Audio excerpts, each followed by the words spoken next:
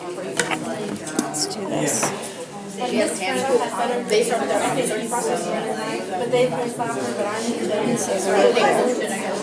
All right. All right, good afternoon, everyone. Thought we'd get started. Nice to see everyone. Hopefully everyone had a wonderful Thanksgiving break and caught their breath a little bit, just for a few days. So we have, I think, a pretty robust agenda today. Really useful conversations that we're going to have. So as you can see, we have student conduct, Office of Quality and Diversity, Jesse Crone is here. We have some AIS updates, and then general discussion points, professional development opportunities, so we'll keep that to the end.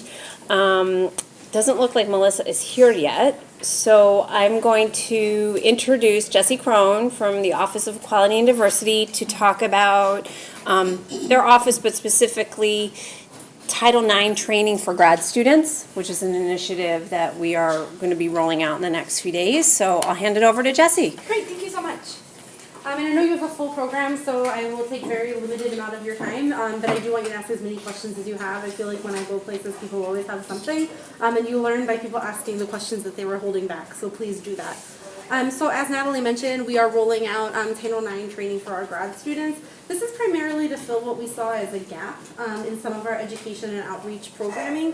We were really reaching our undergrads in a pretty robust way because it was mandatory that before they came on campus, they had to perform an online training program. And it was a program that was really specifically designed for that undergraduate population.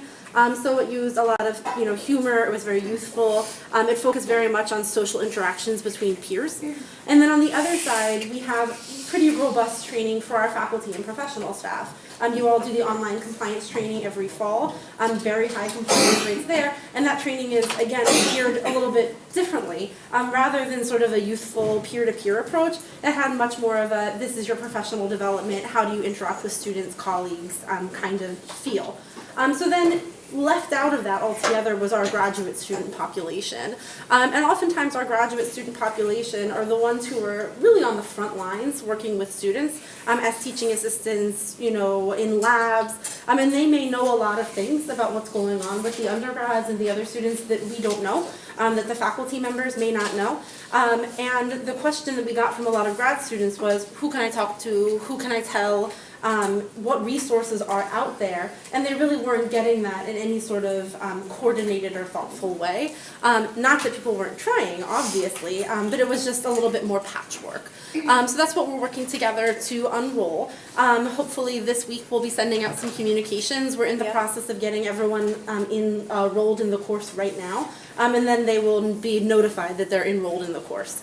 What we did for the grad students is we took the faculty and professional staff training and then we adapted it through some witchery that I don't understand because computers are not my field, to be compliant for BB Learn.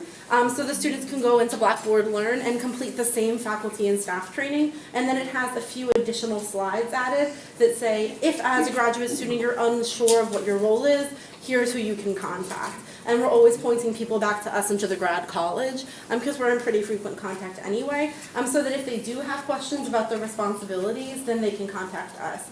They're in that kind of unique space where they're both serving as employees and people who are responsible for student welfare, but they're also students themselves and may have their own concerns about their own treatment and interactions with colleagues, faculty, and staff.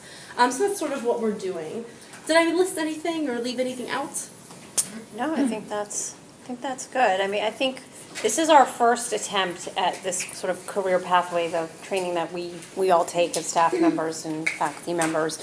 And I did it. I think it's very user friendly. But the populations that we're going to roll it out to right now really are PhD students, our professional doctorate students, plus the GSBS-PS population, the Graduate School of Biomedical Professional Studies, and that very long name that Elizabeth Van Boxtel is the dean of. So that's our target populations. Master students, equally important because some of them in certain departments do TA. They do serve that role, but it's, I think our first step is we have how many students do we have Around enrolled? 2,000. About 2,000 students enrolled, and it's in BB Learn. And what is going to happen, there's a joint memo from Michelle Ravinsky and Elizabeth Van Boxdale from both of our offices. It's going to be sent out to the students directly, and we can share it with you also, probably, I hope by Friday, Thursday or Friday of this week, once we do our housekeeping, that will really just say, go in there, take the course. We said by the end of the winter term as a deadline, but as we know, deadlines can be loose and flexible, but we really want students to start doing this. And I think a point that Jessie shared with Elizabeth and I was that about the onboarding process and compliance and basically positive results. Like the earlier we get to the students to get to this training, I don't know if we have results of if it decreased our OED Title IX, cases per se, but, Well, so one that's sort of could like say. an interesting, statistical blip there, right? Is that the better job you're doing, the worse your numbers look. Because it makes it look like there's more harassment when it may actually be that people are just more empowered to talk about harassment. So I know it sounds kind of strange to be like, we got increased reporting. But we did, and I think that's good, because I just generally believe that it reflects people who are more aware that they have resources and opportunities out there for them. And we have, as Natalie mentioned, seen increased compliance generally as we've rolled out over time. So Yeah. starting with the sort of particular class of students that Natalie mentioned, I think is a really smart way to go about it, because then it starts to become just part of the institution. It's just a thing that you do. I guess, 5 years ago we didn't have online fall compliance training, Yeah. but now everybody knows that we do it, and it's just a thing that you do. And the same thing with the undergraduates. When we first started doing online training with them 3 years ago, I think we had like a 40% compliance rate. This year it was 94%. And that's because it just becomes something that you do and that people sort of have accepted as part of the culture. Yeah, and what we'd like to see in the future is that this training become part of the onboarding checklist, the new student checklist to students, just as they're, getting their Drexel One passport, all of those things, Dragon Card, do the training. It's just a check mark, so we know, and that's where you've certainly seen the increase in the freshman population, which Absolutely. is great. Yeah, getting on the checklist was absolutely Yeah. clutch. Yeah. So we're gonna work towards that as well. Does anyone have any questions about this or anything else that's related? Is there anything we should be made aware of regarding consequences if students choose not to complete? So we are not implementing like a hold or anything like that. I mean, I really think that it's something that we want them to be aware of. Let's see how this round goes. I really don't think it should be something punitive. I think it should be something that is developmental as part of becoming a graduate student. But that being said, as we go through this first time around, let's see how it goes, and we'll be tracking participation and compliance as well, and we'll see how it goes. But I think from your seat, I know that many advisors say, yeah, drop is here, you send the guidelines of what students should do. I think at this point, it doesn't need to be part of that right now. I think if students come to you, certainly direct them to OED or Jessie or myself. But it's a pretty simple training. It's like 15 minutes. They can do it. They can do it. It's part of becoming a faculty member too. If that's Right. the goal that they have, one day is to work in a lab or to work in a university. Like it's something that they need to know. So having that sort of early exposure is something that's actually really relevant to their future career plans. So as an advisor, it's never a bad thing to say, Right. like, hey, this is a critical skill. And then even when you're applying to positions, you can even say, like, I've been trained in this topic and civil rights compliance. So For your resume. yeah, I mean, I put everything can go on there if you want to. So. And one other thing, what you specific the PhD advisors, program managers might want to do is as you create your onboarding checklist for the next year, include this in that so it becomes part of the culture, because it will be what we can do is load in your new students. Essentially, it's a course. It's as big as a MOOC, right? Yeah. There's a limitless. Yeah, there's like 14,000 undergrads. Yeah, so we have room. So if you want to work with us that way for your specific programs and populations, we can do that too. Sarah? Just to the point, will we be able to see who's complied and who hasn't complied? Yeah, so what's going to happen is we were given a spreadsheet of the people who were supposed to be enrolled. The data analyst in my office, Monique Mallory, again through witchery that I don't understand, is going to be able to compare who completed the course in Learn to the spreadsheet we were given, and then we'll give a spreadsheet with the people who did not complete to the graduate college. Yeah. It sounds like for the first year there's not going to be like a penalty attached to that, but potentially even we can send messages through BB Learn to people who have not completed the course that says, hey, you know, it's been 2 weeks since the deadline and we noticed you still haven't completed this. And oftentimes that's enough to get another burst as well. I just find that like there'll be a million emails from Drexel Central, but until I tell my students to do something, they just don't. So, you know, it's, and when I'll target them specifically, like, yo, how come you haven't done this yet? So, And that seems to make them move. And it will show up in their Learn, like, you know where it says the courses you're enrolled in? Oh, I'll see that. Yeah, as of today, when they've been enrolled, or we're still working on making sure everything is done, but it should show up in their course roster. It says, like, Understanding Title IX, OED Student Training, like, it should be right there, like, in bold. So, not that they always look at that either, let's be real, but at least that helps too. but once we get the first, you know, list, let's say like by beginning of winter term, we can certainly subdivide it by college and send it to you all, so you can actually follow up with your students. Okay. Any other questions? And just so you know, we're sharing this with at least the communication piece with our graduate, University Council on Graduate Affairs, which is generally your graduate associate deans, tomorrow. So they'll also be aware and hopefully spreading the words to the deans as well as the faculty program directors as well. Great. No? All right, well, thank you very much for having Thanks, me. I Jessie. appreciate it. All right. Thanks, Jeff. All right. Okay, so I'm going to invite Melissa DePreto-Van up from Student Conduct and Community Standards to give us an update on changes in your office, process things, policies, and new updates for this academic year. Great. Okay? Hi everybody, I'm Melissa. Thanks so much for having me. So we actually have a new office name. So we're now Residential Living and Student Conduct because essentially we've merged. So there used to be the Residential Living Office, there used to be Student Conduct and Community Standards. Now we're one big happy family, which is really great. And so now we say that we do community, we do crisis, and we do conduct. That's like my elevator spiel for sort of what our office does. And so, yeah, so it's really exciting. I think we're able to take a team approach this year. And so if you are on our board, if you are if you're referring students to our office or anything like that, you may hear from different folks. It won't always just be me on the other end of your inbox, which I think is really great because we have a lot of really talented folks coming to us from other universities, a lot of conduct experience. So we're able, I think, to streamline some of our processes, and we're looking at all of our systems to make sure that they're very student-centered, very streamlined, and hopefully easy to understand for all of the staff and faculty at the university who refer a lot of students to us. And so our website is in the process of being updated. I don't know if any of you are, I know I'm not even on there every day, but if you are really interested in our website, it's being updated all the time to reflect the changes in our office, to reflect some of the nuances in our processes to make sure that students have good information.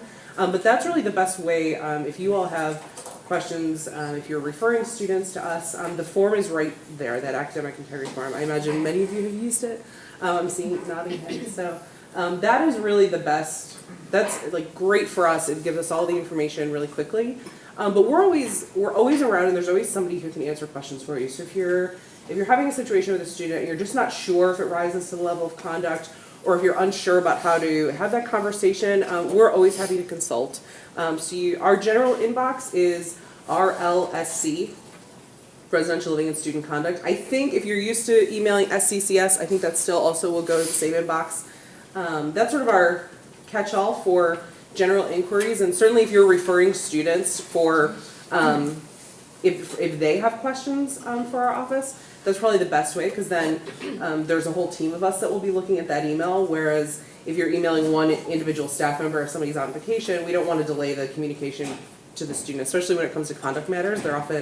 They might be anxious, they might be really wanting a very timely response. So if you use that general inbox, they're starting to get a response within the day usually, unless something crazy is happening.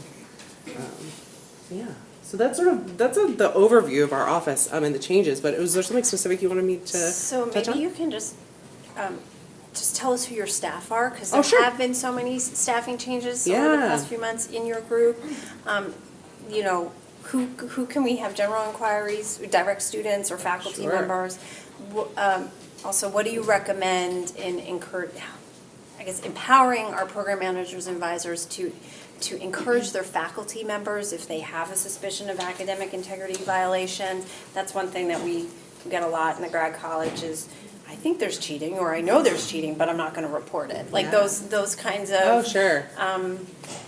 You know, I know we consult a lot together, but I think it would help our advisors understand your perspective. Yeah, absolutely. As well. So in terms of our staff, you all now know me, and you're welcome to email me if you look up residential living Melissa Drexel. It's like my face and my email, so can't hide anywhere. But our general inbox is definitely the best way to reach out. Tynika Williams, if you all are familiar with her, she's still on board. She's currently out on leave, but we're hoping that she'll be back with us relatively shortly because she's phenomenal. And then the rest of the team is comprised of, so Tynika is one associate director, and there's two more, Carrie Chlorphane and Audrey Hines. So they, if you're involved with any of our hearings, they have been advising our boards. They also will meet with individual students on cases. And then the rest of our staff are the resident directors, and they're all phenomenal if you have had any interactions with them. They are mostly handling the low-level, like alcohol and drug cases. Pretty unlikely that you will be working with one of our resident directors for an academic case. But we are actually in the winter term sort of deputizing some other staff members within student life.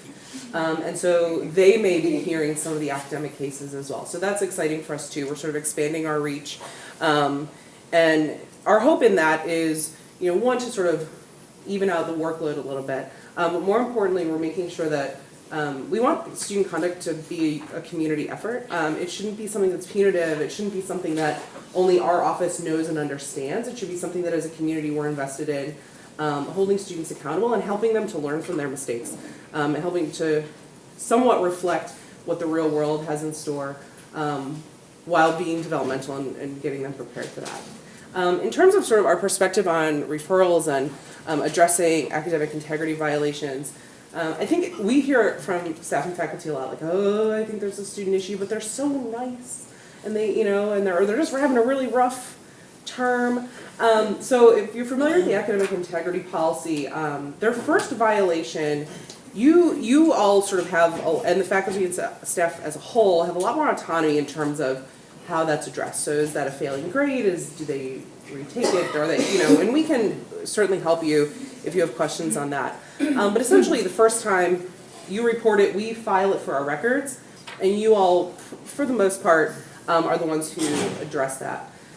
Now, it's when it comes to a second time that the Student Conduct Office is a little bit more involved in terms of, at this point we're looking at suspension or expulsion potentially from the university, and we'll need to be having conversations about that.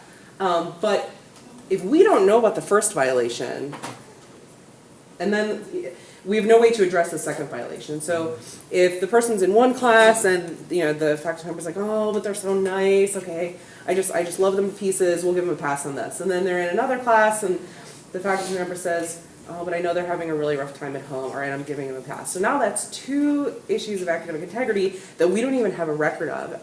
And sometimes it happens that students come to us for the first time, as far as we know, and then as we're talking to staff and faculty in their program, we find out that they actually have a really long history.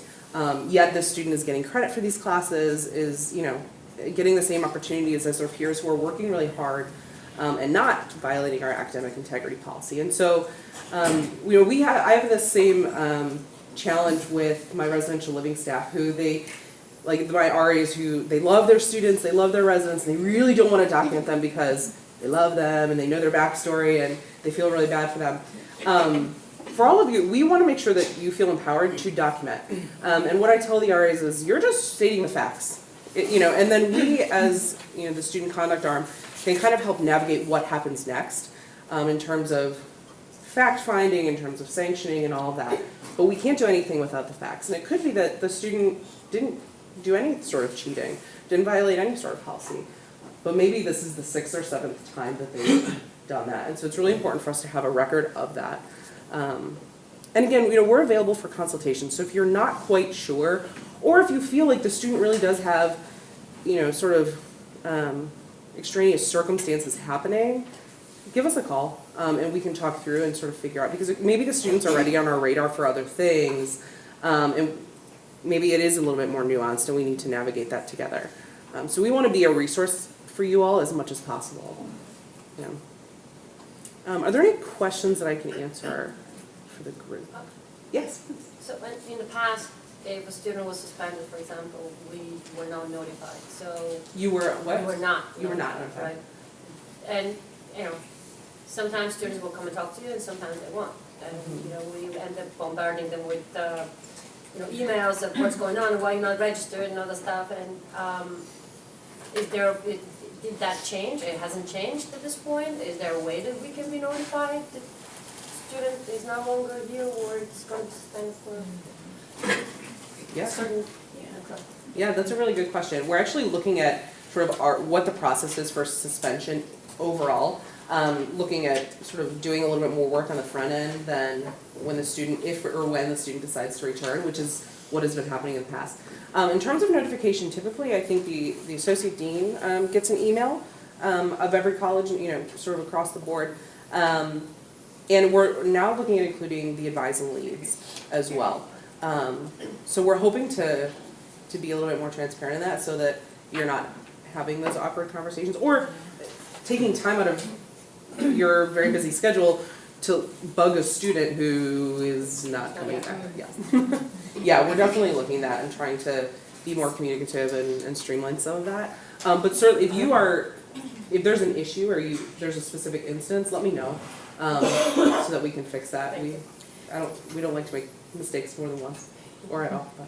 And I just to add to Please, that, yeah. and I think this is a suggestion for all of us, the timing of the notifications is important because let's say the student's registering for the next term and then are dismissed or final separation from the university or something like that. Or they're appealing a conduct decision. Like I've seen this on the cases that I've worked on, is that students can appeal a dismissal decision, Yes. right? And then there's that 2-week window, right, or 10-day window that they can, but then on the academic side, the units don't know what to do and how to direct the students. Or I know on the PhD level, it's like what happens to their stipend? What happens to tuition remission? So we've seen a few cases of this in the past few months that the grad college has been looped in because two processes are happening simultaneously, and I think that as we work on coordinating the communications better, or just changing the process, I think that would help because timing is important with the 10-week terms and registration and things like that. Absolutely, and with the restructuring and transition of the office, it's been really challenging to sort of figure all these pieces out, but it's also been a really good opportunity for us to say, okay, just because we've always done it that way does not mean we need to continue doing it that way. And so I'm really open to feedback, and I'm hoping to get a lot of that so that we can fix the things that need to be fixed. There's no reason that we can't coordinate timing to make sure that everyone that needs to be in the loop is in the loop, that the students feel, even if they're being separated from the university, that they feel like they're at least supported or they have good information. Because we want the students to feel like it's a streamlined process too. We don't want them they shouldn't have to have 5 separate conversations about the same thing with 5 different people who all have, one piece of the information. So certainly, I would love to talk about coordinating those pieces and making sure that things are what they should be. Yeah, yeah, we can do that. So if you provide feedback to myself or Taz or in grad college and Melissa, that would be helpful as we look at these. Absolutely. Because then you can direct your faculty also. Yep. Just if they have questions, what do we do with the stipend? What do we do with the remission? What about their TA responsibilities? What happens there if they can't, if they're on interim suspension before, appeal's been, the board has made a final decision, things like that. What do we do? Right. So I I think that's Yeah. something we can work together on. Yeah, and I think too, you know, as you all are referring these cases to us, the sooner that we get that referral after the actual incident, the better. Because we're working on cases now that have been referred to us in the last couple of weeks that actually happened like over the summer or in the, you know, which we're glad we will always address the issues as they come to us, but we're now talking about a whole gap of time that, especially when you're talking about things like financial aid and all that, if the decision is made to suspend a student from point of incident, then we're not doing right by the student either by sort of giving them a whole term where they've been hanging out and then we're taking that away. So we really try and address things that are timely. We try and be as fair as possible in considering all of those pieces when we do get to the in violation or not part too. Quick question, hopefully. Is the Student Conduct and Community Standards Board currently recruiting members? And if not, is that like an annual thing or as needed? Or? Great question. Unless you deleted it, you may have seen that there's an email that went out to the whole university. A few weeks ago. Yeah, a few weeks ago, asking for applications, and we've asked all current board members to reapply. Because again, we're sort of looking at let's start from square one. We're going to redo all of our training, everything else. So if you're interested, the application is on the website, so please feel free to apply. I'm actually having one of my work study students sort of comb through that this week. So if you applied and you're like, I'm heard from conduct, it's coming, I promise. And in January, we're going to offer several rounds of training to make sure that everybody is ready to go for the winter. But we had over 400 applications so far, which is unheard of. I mean, that's unheard of. So I'm really, really excited, and I'm glad to see that the university community is interested. Because like that's one of our goals, is we want it to be a community effort. So that's really exciting. And I think it's an interesting way to engage with students. It's not always super happy and warm and fuzzy, but at times it really is. You know, to hear a student reflect on their behavior and sort of go through that process, I think can be really a really nice way to interact with students if that's not part of your day-to-day. So. Thank you. Mm-hmm. Any other questions? No? Okay. Thank you so much Thanks for for your having me. time. This is great. And again, please feel free to reach out and email if you guys have questions or thoughts or feedback. Certainly, Okay, yeah. thanks, Great. Melissa. Thanks. All right. Okay, so now I'm gonna introduce our friend Sean Brown from AIS to. Sean here too. I know, where's the other Sean? There's Sean Riley. So Sean Brown. To just update everyone, you should have gotten a communication about a month ago, right? About the CCS form, but All right, so change of curriculum status had a pretty drastic overhaul take place beginning of November. What we did was we followed suit with the undergraduate process for submitting change in majors, change in concentration, and such.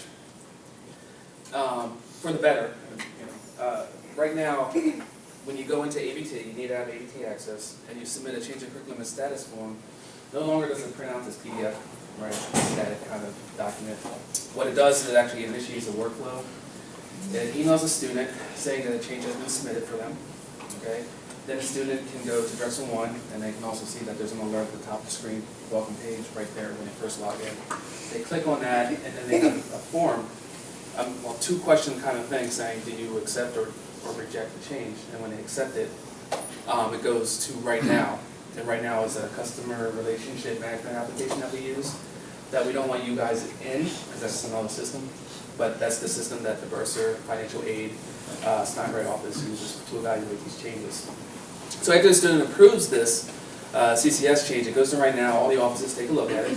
And when it's finally approved by all the offices, it goes to Sean Riley and his staff over in the registrar's office, and it's processed. So we're getting rid of paper forms because, since 2018, there's really no need to have a hard copy document anymore. Two, we don't have to get that physical signature anymore, which has kind of been a pain, especially for those who oversee online programs, right? Scanning back and forth or getting an email consent is kind of, an added step that's not necessarily needed anymore. So right now, the power, this is on the student to go into Drexel 1 and either approve or deny these changes. When they approve it, that is the electronic signature, and that's what pushes the workflow forward. If they reject it, it stops there and doesn't go anywhere. Okay, so that means another change will have to be put in with the updated information, and then it goes through the same cycle, the new change that goes to Drexel 1 with the announcement, the student can then approve or deny that change, and then it either stops or goes forward, depending on the response they give. So, this has been really, really successful for the undergraduate population. They've been on it for about a year already. Again, you guys have just been on it for not even a month yet. 17 changes have gone through and have been processed, so I know it's working. I haven't heard of any technical issues yet, except from Sarah this morning. But I think I resolved it. I actually think I know what it was, and I think I resolved it. So you can try it again and let me know. And I haven't heard anything else from Sarah or anyone else, so I don't think there's any issues. But if there are, please let me know. Yeah. If you start the process in EBT. You start the process. Yeah. Will we be notified when it's changed? Because I recently submitted one and I have no idea like where it is. So I checked the rules because I was speaking to Carolyn about this. I checked the rules. The advisor, whoever initiates these things, should get a response when the registrar's office solves it. So I can check. I can literally open my computer and check to see where that one is. Okay. For you. Yeah. It's the student is Donald McGyver. Okay. But it comes to Taz first, it comes to the grad college first and then goes to Sean. Right, Because so, yes, so, definitely sees task first. I Right. think you might be having the same issue that Sarah had. Oh, really? Basically, we're not putting you guys into right now because again, that's another CRM that you'll need to go in, just added work. But you do need to have an account in there for Yeah, I ABT. just have right now. Right, and most of you do have it, and I just didn't tell you. I created an account because you're not going to go in the system. But we're still trying to get some of the other advisors onto right now, the account wise. So I think you don't have an account yet, so the student may have gotten an error. The same error that Sarah's student got recently. Okay. So they may have never communicated back to you that they got an error. Right. But I'll double check. I think that's what's going on with you. So Yeah. kind of along the same lines, sometimes I forget if I submitted one or not. Yeah, So is that in right now? Like, that's actually an ABT. So if you go to the View Documents link, right on the student information page with the photo and all that, you can see it no longer has a copy of the PDF in there, but it will show you that something's been submitted. Okay. And then it also has a column there that shows Y or N for it's either in right now or it's not. So you can not only see what you submitted, you can also see the student has approved, rejected, or not even responded to it yet. nice. Yes. So I have a number of submissions that, it says it went through, the students confirmed that they pushed the button for yes, but then nothing happens. And we have to submit it again. So, two questions I have. One, is it possible that there is a glitch in the system somewhere when you Probably submit had it? the same Yeah. issue going on Okay. that Sarah and So there might be something going on, because Yeah. I have a number of, more than one, obviously, or two or three, So that none didn't have- change. Did any go through for you? Yes, Some and you did. get, some do, and you get a notification when it's completed.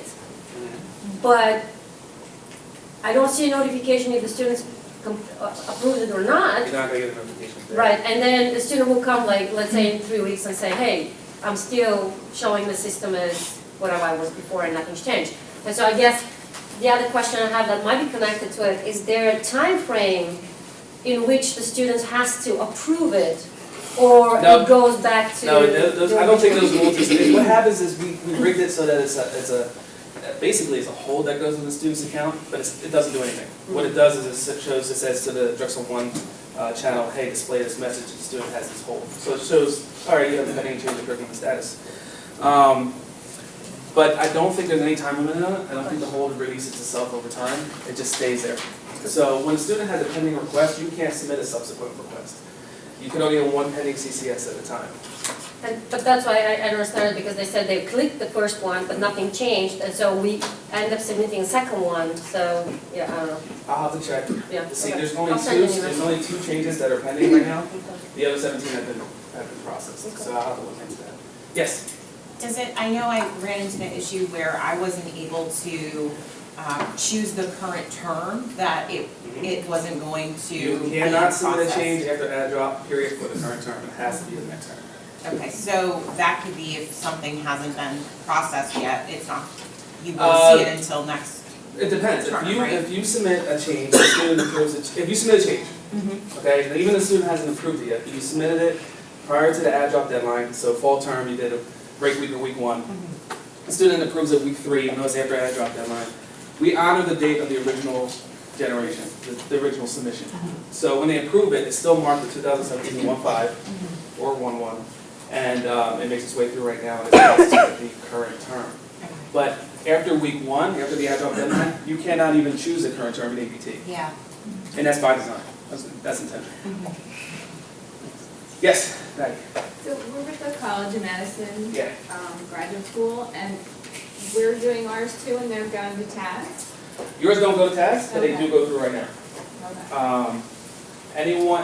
Any change submitted for a semester student does go through the system. It's still reviewed by the bursar, financial aid, and I don't think you guys have GCOM, Grad Co-op. But once it's, reviewed by financial aid and bursar if needed, it then goes to the registrar's office, for processing. I've added minors recently, but. Minors are not a part of this, they still have. So that's the only thing that's not part of this? Correct. Minors are not a part of it. Full-time to part-time, part-time to full-time, adding a co-op concentration, adding a major concentration, adding a secondary program, they all are part of change of curriculum status, but minors are not. And there should still be a minor form in ABT. It still spits out a PDF. There is, but it says it's for the undergrad population, because like one of the check marks is, have you done X number of credits, which is required for undergrad. Well, we can take a look at the Yeah, I form. mean, It we were doesn't have to using be the same CCS We form can for update minors, it. we can. We can update it. What kind of branding does it have on it? Does it say Grad College at the top?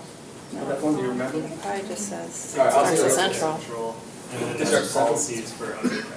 Okay, so we'll have to get a graduate version of that, and we can put that in so it just displays for the graduate students. So you have the correct form. But, so again, I have created accounts for most of you in right now, but some of you do not have an account yet. That's because there's like 200 plus of you. Hopefully I'll finalize that this week, but, so that's what Sarah and Janina's errors were from, because they didn't have an account, so I know what I have to do. I'll get that resolved today, tomorrow. For the rest of you who are in ABT, feel free to start using it if you haven't. I don't know if you have a hard copy form still in your, for those who haven't used it yet, I don't know if you still have a hard copy form on your desktop and still doing it the old process. You're just kind of walking the form around. Eventually we want to get all these things electronically so we can have a record, in right now, and you can check and monitor the changes. So this is exciting because it's been really popular for undergrad. This also sets the foundation so that now that we know this works, hopefully we can get the other changes to be follow suit, where, no more PDF, no more physical signature. Everything goes to Drexel 1. All students know Drexel 1, that's their central hub. They can approve all these changes in Drexel 1 and eventually push them forward. But the change of curriculum and status for both undergrad and now grad is setting the road for that. So these things take a lot of time, but it's been working pretty well, I think. Any other questions? I just want to say I've submitted 3 or 4 of them and it's worked incredibly. It's Good, awesome. great. It's so much easier. Have you gotten a notification when it was resolved? Yep. Okay, that's great. And I do want to say that students also get notification of when it's resolved. It says to students that you change the curriculum status process, please allow up to 24 hours for the changes to reflect in Drexel 1. So not only are you getting a notification, the students are as well. Now what I want to work on is trying to get you guys a notification if they reject it, so that you're aware of it. Right now, the student has to kind of go back to me and say, something was wrong with this. I don't want to change to anthropology. I want to be a rocket scientist. But, yeah. All right. So if you notice any errors, please speak up. Again, the first thing I heard of a technical error was this morning. So if you had problems, just come right to us in AIS, and it's AIS_student@drexel.edu. And then we can tackle these things, as quickly as we possibly can. Yeah. Can I bring up something that I know you're a part of, but it's not necessarily related to this? Sure. The new function where you can bulk load the notes into ABT, I've been having some issues with that, and I don't know if anyone else has done that yet. There's some grad offices that have the feature, all undergrad offices do. So, What issue? could it be, it says like, there's an error. So I don't know if I even have that ability to do that. So what does it say, right now error, or is it ABT error? I can't, it was. Because another thing is, if you don't have an accountant right now and you're resolving interactions, Yeah, these interactions go over the right now for the Drexel Central. It tells you basically the reason the student came in. If you don't have an accountant right now, it will produce an error. That doesn't affect anything in ABT. That means all the bulk interactions went to the appropriate ABT records. So that should be there. So if you go back and check those students, okay. you should see the interaction in ABT on the record. It's just the sync to right now may be broken because I got to create an account. Okay, And so again, I'll it's a follow very up manual with you. process, Okay. but we can take a look at it. It should Okay. not be causing any kind of. It should still be working. I know it's weird to see a red error message in your face, when you hit submit, but I don't think it has anything to do with the ABT side. Okay, So we'll double check. I'll follow up. Thank you so much. Any other questions? Any ABT questions? Any ABT questions? No? Cool. All right. Thanks, Sean. Thanks, guys. Okay. Thanks. So Chris, do you mind if I do just general updates and then I'll leave you time for? Contact info. Yeah, okay, so a few just general announcements. So advisor contact information and where it's listed is always an interesting conundrum to us because a few different places. So advisors are listed in AVT. Sometimes that is correct, sometimes it is not correct.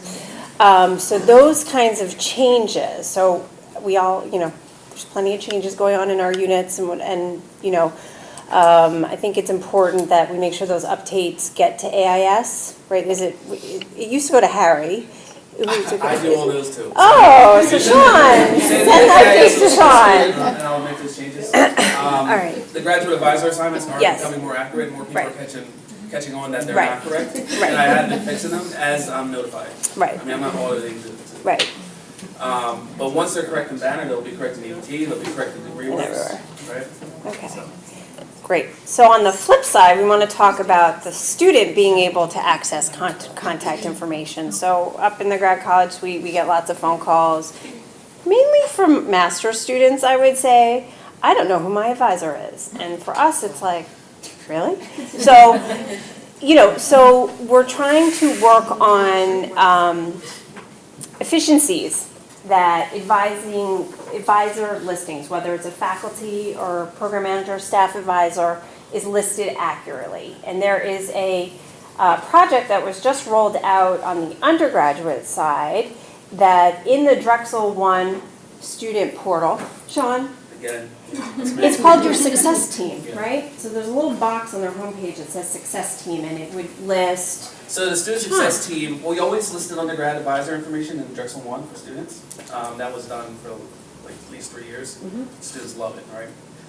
Recently this fall, we put together a success team, so it shows also faculty mentor advisors, librarian advisors, librarians, SCDC coordinators. So it shows all that information now, kind of right there in the academic Yes. staff on Drexel One. So we'd like to duplicate that on the graduate The side. only thing is, we want to make sure all the assignments are correct. Yes. Because once you hit that switch, the transparency is on, students can see the information. Right. And if it's incorrect, they're gonna, flip out or. Yes, yes. So that's important. So as long as the information is as accurate as possible as we work out this project, I think it's going to be a while. I'm not sure where we are Well, on the I list, think but we could probably tackle, and I don't want to speak because, my boss isn't here, but Right. we could probably tackle the advisor listing at least pretty Yeah. quickly. Yeah. Because that function's already in there for undergrad. We just Right. have to expand it to GR, GS, whatever. Right. The success team took a while for undergrad, so it'll probably take a while for grad. Right. But I think starting with advisors would be pretty good. yeah. So that's one update in the project that we're looking towards is create efficiencies and make it very student friendly. And the other ask that we've gotten recently was from a PhD faculty advisor who asked if on the admission letter it can actually say who your advisor is. So that's another conversation that we'll have with Nikki Kelly and graduate admissions and her team. Because in certain colleges, that's not there, maybe in other colleges it is, so stay tuned, that is coming down the pike. And then I have a few other updates. Readmission, we've been talking about this for a while. the readmission process is currently live for fall of 18.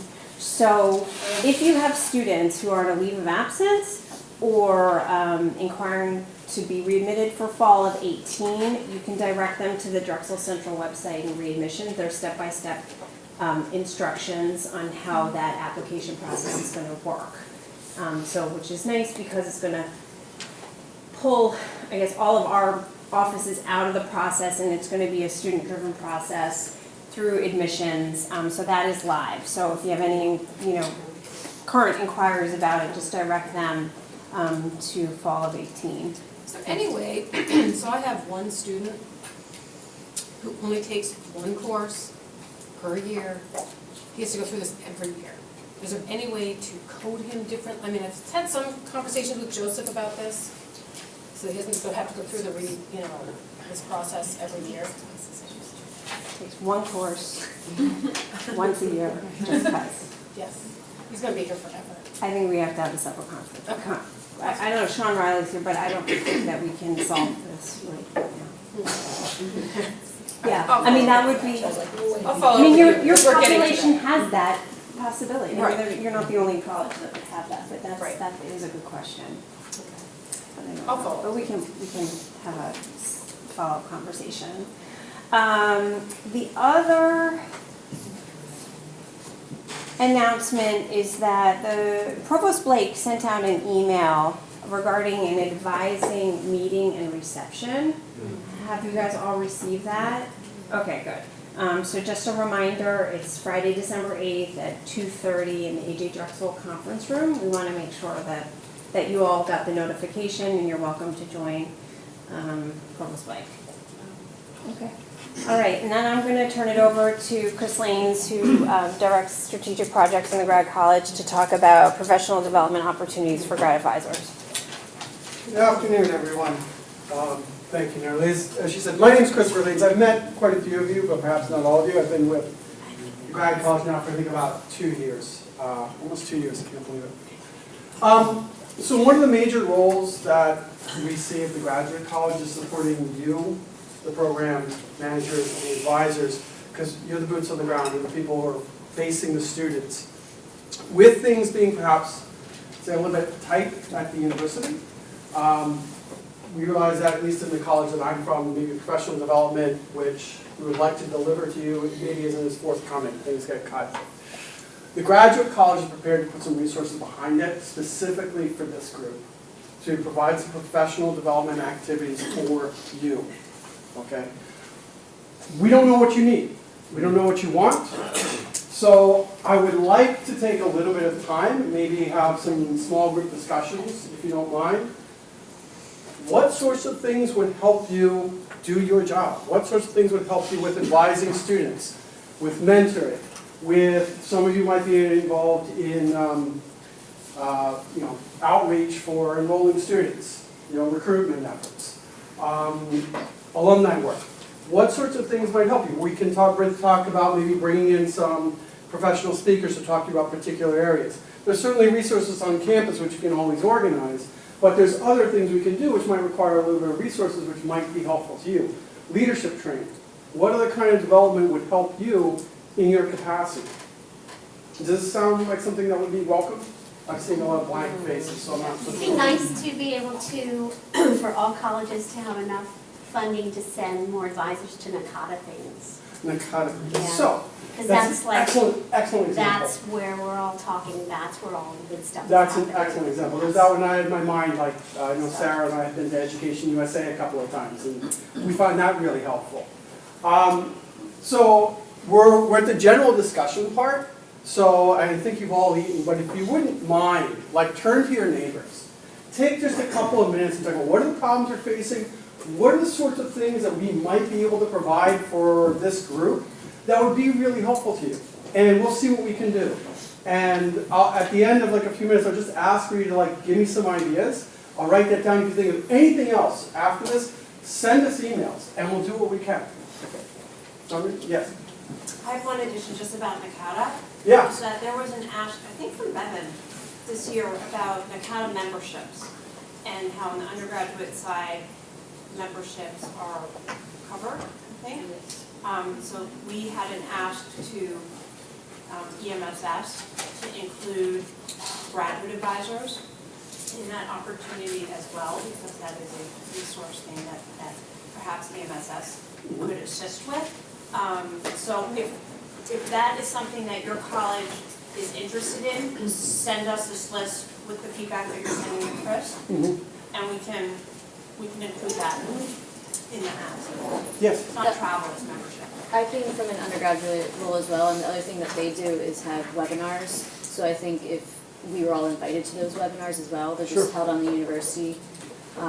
So the NACADA webinars in particular? Exactly. Okay. If we were invited to those, that'd be really helpful as well. And I know sometimes one college will be able to pay for something, so if we can all kind of scoot in and piggyback on that, then not So if we all create like colleges some kind are- of communication across this group, just Sure. like, hey, we're doing this, if Yeah. anybody else wants to jump Yeah. on. It might be going on, but I'm not aware of it, Yeah. something, yeah. Yeah, and so at one point. There's not a big cost, just Yeah, for one. and to that point, at one point, for a hot second there, we did really, and I know that I think Lonnie put a lot of effort into this, but there was kind of the SharePoint website that was set up. And I was so excited about it because I thought, yay, a place for us to communicate. I think I was one of the only people who actually went in and tried to use it.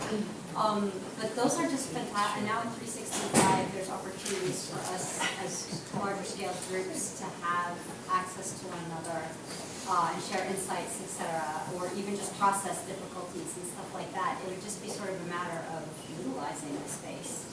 You can build something, but if people don't use it, it's not as useful. So I'd love to see that revised or revived. And is there any other, on that note, is like there's SharePoint and all the other systems used, is there any training that you would like to get, like something beyond what is already available here? But some other kind of training on software, data analysis, anything that would help you do your job?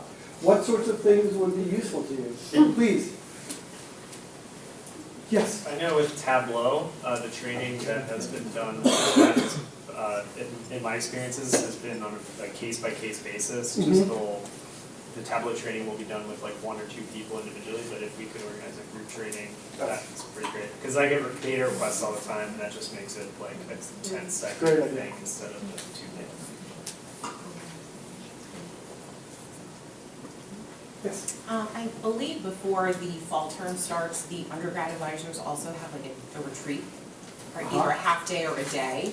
So once again, if we could even, we're able to attend that or have our own, I think there's a lot of information that I know is brought back from our director who goes the undergraduate side meetings that, Lo and I always can utilize as well. The information, is applicable to us as well, so. That's a great idea. Do you know who organizes the undergrad one? Steve Shafley. Shifley? I'm Scott.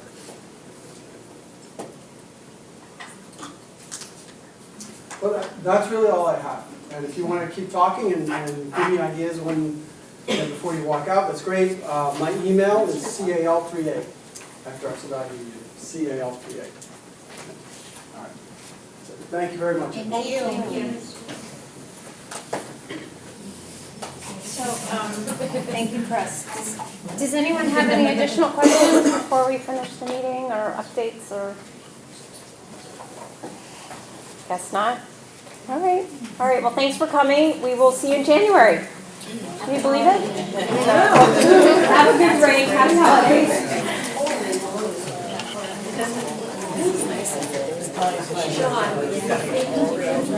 So the student